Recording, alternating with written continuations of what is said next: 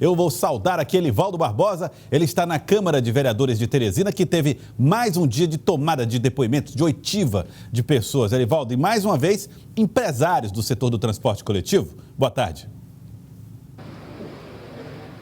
Olá, Joelson, boa tarde para você que acompanha o Jornal do Piauí nesta quinta-feira. E olha, Joelson, bem que você alertou no início da manhã, com dados reveladores, com relação a repasses da Prefeitura para o setor empresarial e também um dado estarrecedor em relação ao custo para a manutenção de um ônibus durante o mês.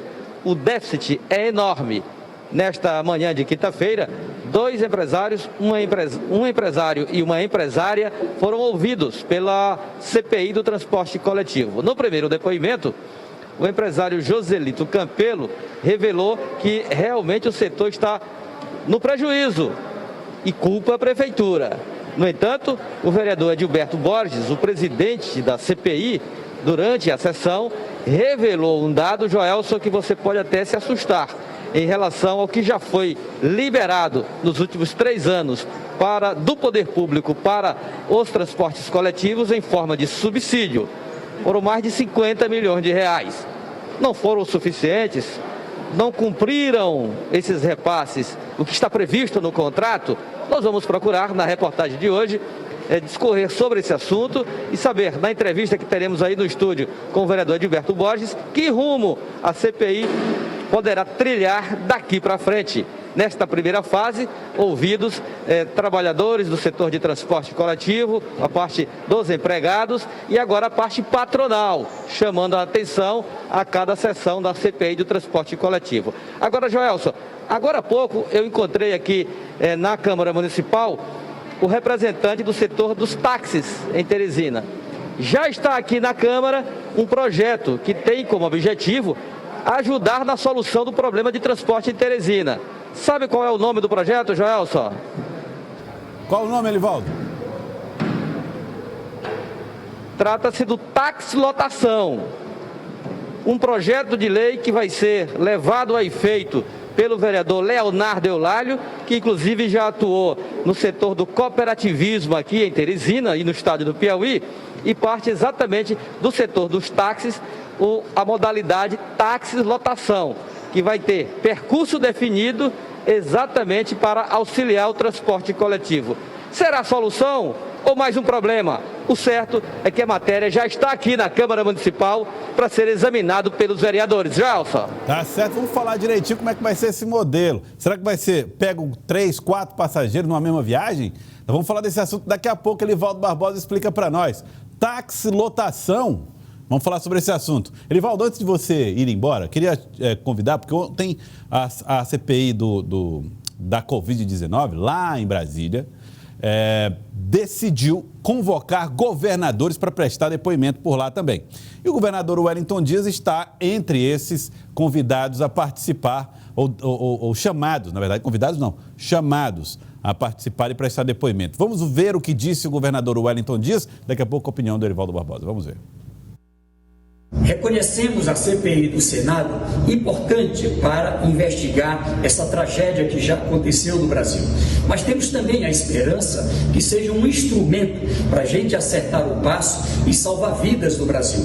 Eu compareci com os membros da comissão e me coloquei voluntariamente como governador, como coordenador do Fórum dos Governadores do Brasil nesse tema da pandemia, para ali comparecer na CPI e voluntariamente poder contribuir com informações, com esclarecimentos, mas principalmente para que a gente possa encontrar um caminho. Temos o risco de uma nova onda, precisamos ter medidas preventivas, precisamos de mais vacinas para salvar vidas, e é esse caminho que temos que unir todos. Da minha parte, tendo o chamamento para comparecer à CPI com base na lei, ali comparecerei para contribuir, para esclarecer, mas principalmente para apontar caminhos para salvar vidas do Brasil. Elivaldo Barbosa, o governador diz que vai à CPI, quer ir, se colocou à disposição, mas nem todos os governadores convocados estão com esses planos. Inclusive o governador Ibanez Rocha do Distrito Federal já consultou advogados, né, Elivaldo? Correto, Joel. Se pela fala do governador Wellington Dias, não era esse o expediente que ele desejava da CPI da Covid lá no Senado Federal. Ele deixou bem claro aí nessa fala, nesse vídeo que chegou até a TV Cidade Verde e a outros veículos de comunicação, Joelson, que ele manifestou a vontade manifestou o interesse de participação voluntária. Voluntariamente irá a CPI para não só dar explicações sobre recursos federais aplicados no estado do Piauí, mas como o próprio governador Wellington falou, para apontar ou sugerir rumos para o enfrentamento da pandemia no país. No entanto, o que foi aprovado ontem foi um requerimento de convocação. Aí a fala do governador também explicitou um aspecto que eu não havia observado na primeira vez que eu vi, o aspecto legal. E é esse aspecto legal que está sendo questionado pelo vereador Ibanez Rocha, do Distrito Federal. Está em discussão no Fórum dos Governadores a possibilidade de uma ação conjunta no Supremo Tribunal Federal, porque no entendimento do governador do Distrito Federal, o que aconteceu na CPI ontem foi um flagrante, segundo o Ibanez Rocha, um flagrante desrespeito à Constituição. Bom, desrespeito ou não, errado ou não, foi o requerimento aprovado no plenário da CPI. E até decisão contrária, o que está valendo não é um convite, mas uma convocação unilateral, uma convocação para que os governadores estejam presentes na CPI para prestar esclarecimentos conforme as indagações dos senadores que acompanham a CPI. A exemplo do que já aconteceu com todos os outros que já foram depor na CPI da Covid lá em Brasília, inclusive com o mesmo requerimento que determinou uma reconvocação obrigatória do ministro Marcelo Queiroga e do ex-ministro Eduardo Pazuello. Essa questão ainda deve render um pouco nas próximas horas em Brasília e no país. Foram reconvocados, vamos ver se manterão seus depoimentos, reformularão, vamos ver o que é que vai ser. Agora, Elivaldo, para a gente finalizar esse seu comercinho de participação aqui, morreu o ex-prefeito de Curitiba, ex-governador do Paraná, Jaime Lerner. Ele tinha 84 anos e foi vítima dos efeitos aí da Covid-19. Jaime Lerner é um gestor público com um grande reconhecimento nacional pelas possibilidades, capacidade de transformar a cidade de Curitiba numa cidade muito moderna. Até hoje, os conceitos por ele desenvolvidos no município lá, na cidade, na capital do Paraná, foram bastante difundidos no Brasil inteiro. Inclusive, Teresina copiou parte das ideias e dos ideais de Jaime Lerner nos seus projetos, pensando no futuro do desenvolvimento da cidade, né, Elivaldo? Exatamente, Joel. Jaime Lerner foi um gestor de grande projeção a partir do Paraná para todo o Brasil. Suas ações, principalmente voltadas para a mobilidade urbana, foram exemplos para todo o país. Aqui mesmo inspirou bastante as gestões tucanas na prefeitura da capital. O caso mais visível foi exatamente a inspiração para o plano diretor do transporte coletivo de Teresina.